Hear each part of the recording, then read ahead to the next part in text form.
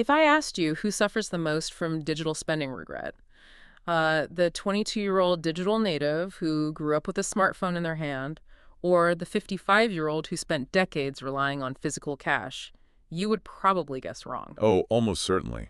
Right. I mean, most people assume the older generation struggles more to adapt to seamless tech. But today, we're looking at why your brain is just completely helpless against Apple Pay, one-click checkouts, digital wallets, and, well, who actually ends up paying the heaviest psychological price for all of it? It is a pretty fascinating dynamic. It really is. So welcome to this deep dive into the psychology of our wallets. Our mission today is to unpack the unseen forces driving our spending, with a specific focus on this really surprising new study out of Indonesia comparing how different age groups handle cashless payments and, that dreaded hangover of post-purchase regret. So, okay, let's unpack this. Well, to understand what is actually happening when you tap your phone against a card reader, Hmm. we have to recognize that money is rarely a simple math problem. Dollars in and dollars out. Yeah, I wish it was that simple. We all do. But it is fundamentally an emotional and evolutionary process. For the entire duration of human history, up until a tiny fraction of a second ago in evolutionary terms, resource scarcity was the absolute rule. Right. So we are walking around with these deep, hardwired survival instincts telling us to hold on to every single resource we gather. Which means keeping your resources historically equated to, like, actually surviving the winter. Yeah. So when behavioral economists talk about the pain of paying, they aren't using a metaphor, are they? No, not at all. It is a literal biological distress signal. The mechanism driving this is called loss aversion. Humans are biologically wired to feel the pain of losing something much more intensely than the pleasure of gaining something of equal value.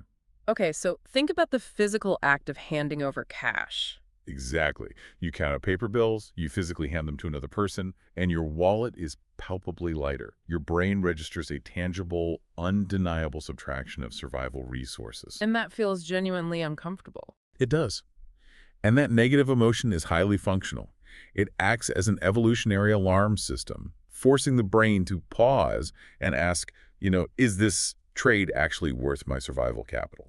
But then along comes the modern financial ecosystem. We've got tap to pay, digital wallets, facial recognition checkouts, auto-renewing Right, subscriptions. all of it. And all of these completely bypass that evolutionary alarm system because losing money digitally is totally invisible to the brain.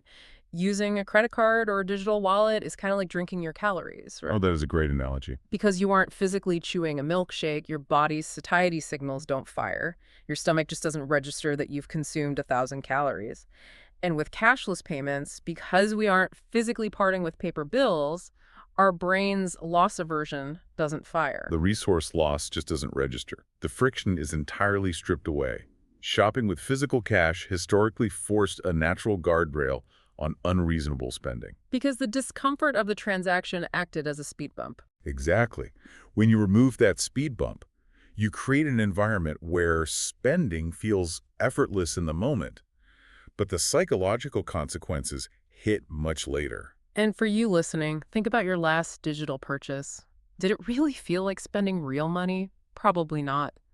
But what happens when you haven't built up the life experience to deal with that frictionless trap? We actually saw this play out in a massive study of workers in Medan, Indonesia. Yeah, the Medan study, it is incredible. It compared a huge sample of individuals over the age of 40 with those under 40. And the baseline assumption for a lot of economists was that the older cohort, having spent most of their lives using cash, would experience more psychological friction or pain when using digital payment methods. But the data revealed something entirely different. When it comes to the immediate moment of a cashless transaction, both age groups experience the exact same lack of pain. Wait, really? The exact same? Yes, zero pain for both. The technology is so perfectly engineered that it fools the 25-year-old's brain and the 50-year-old's brain equally. The digital swipe simply bypasses the loss aversion circuitry for everyone. Oh, wow. Here's where it gets really interesting, though. Because the aftermath of that painless swipe paints a completely different picture. The researchers looked at what happens after the delivery box arrives or, the transaction clears. And the divergence between the age groups is massive. It is a huge gap. The under 40 group experiences significantly higher levels of post-purchase regret and financial waste compared to the over 40 group.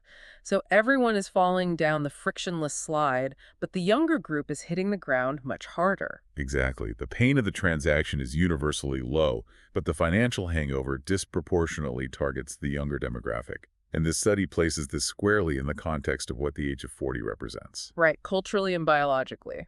Culturally and biologically, 40 is frequently viewed as a peak of cognitive and emotional maturity.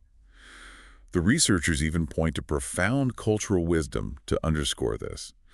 They note that in Islamic tradition, prophetic wisdom and deep understanding were granted to Prophet Musa and Prophet Muhammad, specifically at the age of 40. That's fascinating. It functions as a really powerful symbol for a stage of life where a person typically reaches intellectual resilience, emotional stability, and just a deeply grounded approach to decision-making.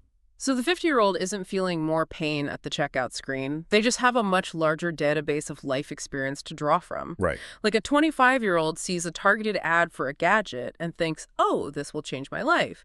But the 50-year-old has a mental catalog of similar gadgets they bought over the last 2 decades that ended up gathering dust in a drawer. Yes, they've developed a practical wisdom.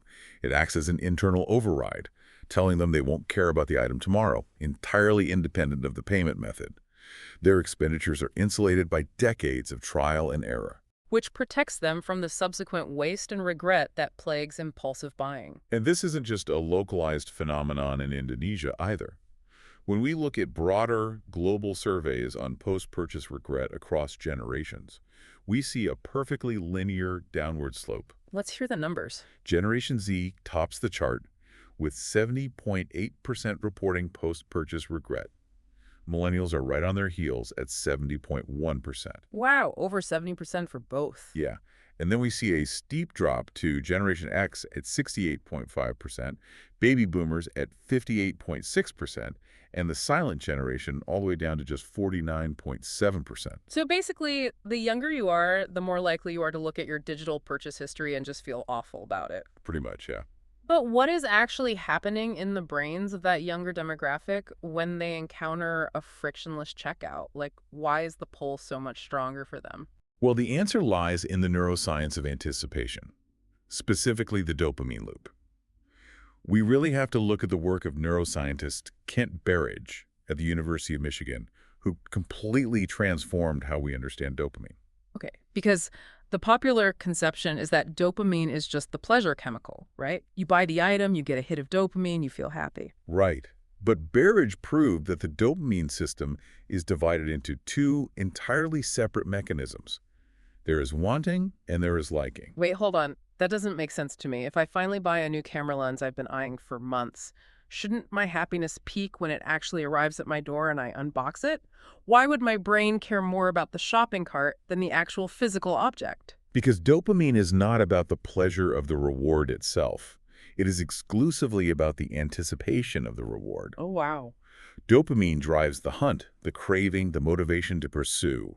The actual pleasure of consumption, the liking of the camera lens, is driven by a completely separate opioid-based system in the brain. Okay, so the brain separates the hunt from the catch? Exactly. And Berridge's research shows that these systems frequently decouple.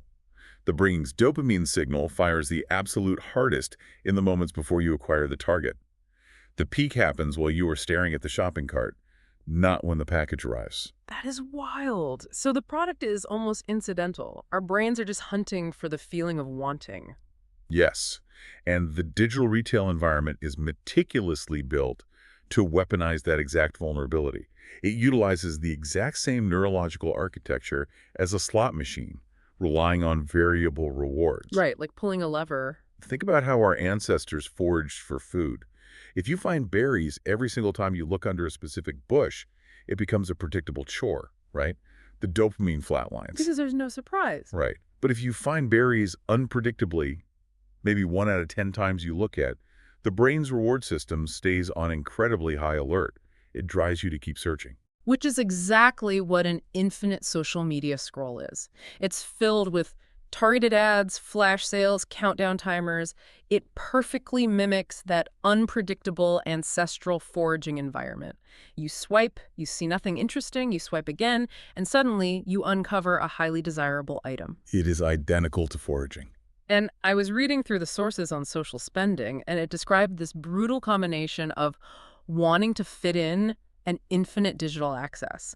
Concepts like the bandwagon effect and conspicuous Well, consumption. absolutely. It's not just about wanting a product, it's an evolutionary drive for tribal belonging. Younger generations are specifically targeted by this, heavily steeped in social comparison. You open an app, you see influencers and peers signaling their social status with specific lifestyles, and your brain basically screams that you are falling behind the tribe. You feel like you're losing your place in the group. Right. You are desperately trying to keep up, and you're doing it in an environment that has removed all the physical friction from spending. And when you combine that socially competitive, frictionless environment with simple, everyday human exhaustion, the results are incredibly destructive. I actually read about this. Someone on a Reddit poverty finance forum realized their money problem wasn't actually a budgeting problem at all. Oh, what was it? It was a timing problem. They tracked their digital waste and noticed almost all of it happened between 7 p.m. and 9 p.m. They would get home from work utterly exhausted, hungry, and stressed out.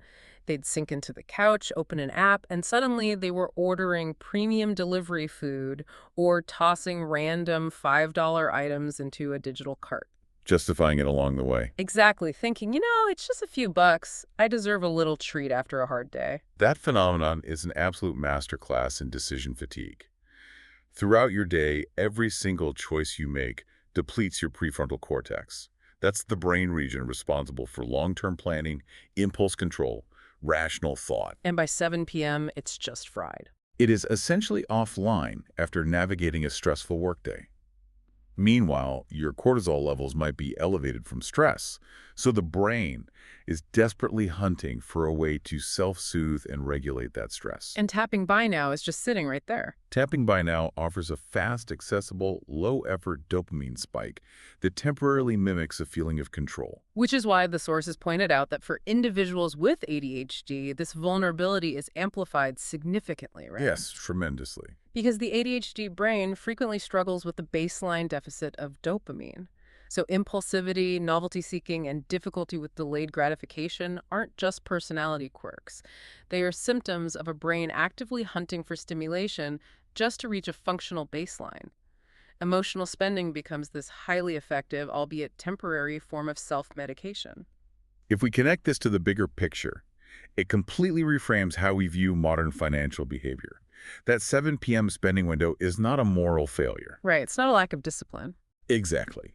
It is a biological attempt at emotional regulation that goes horribly wrong because it takes place in a frictionless retail environment.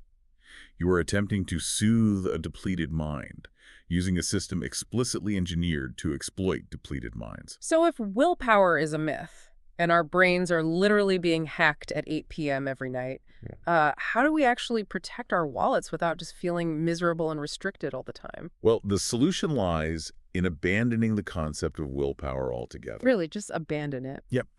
Traditional financial advice tells you to just try harder, which treats willpower as an infinite resource. It isn't. Behavioral economists suggest utilizing nudge theory instead. Okay, nudge theory. What is that? This involves proactively designing your environment so that making the financially responsible choice becomes the default low-effort option, while making the impulsive choice incredibly annoying to execute. So what does this all mean for you, the listener? It means we have to build our own speed bumps back into the system. One of the most effective strategies detailed in the research is the 24 to 72-hour rule. This is a great one. Since we know the dopamine loop peaks during anticipation, and the prefrontal cortex needs time to recover from decision fatigue, you introduce intentional time friction. If you see a non-essential item, you don't restrict yourself by saying no. You simply say, not for 72 hours. And that mandatory time delay takes advantage of a psychological concept called temporal discounting. Our brains heavily favor immediate rewards over future ones. So true. In the heat of the moment, your emotion-driven limbic system insists that buying a new espresso machine tonight is a matter of urgent survival. But if you force a 72-hour pause, the perceived urgency collapses. The limbic system cools down. Right. It allows your rational prefrontal cortex to log back online and accurately assess the situation, reminding you that, hey, you only drink coffee twice a week anyway. A staggering percentage of items placed on a mandatory 72-hour hold are ultimately abandoned. That makes total sense. And a brilliant way to hack this is by curating wish lists instead of shopping carts. When you feel that intense craving to acquire something, you can actually satisfy the neurological itch by adding the item to a dedicated wish list. It tricks the brain. Exactly. Your brain registers the action of saving it and gives you a micro reward of dopamine. You successfully close the anticipation loop, but your bank account remains untouched. Thank you for joining us for this exploration. Before your next tap, click, or biometric scan, we hope you take a mindful pause. Take care of yourselves and your wallets.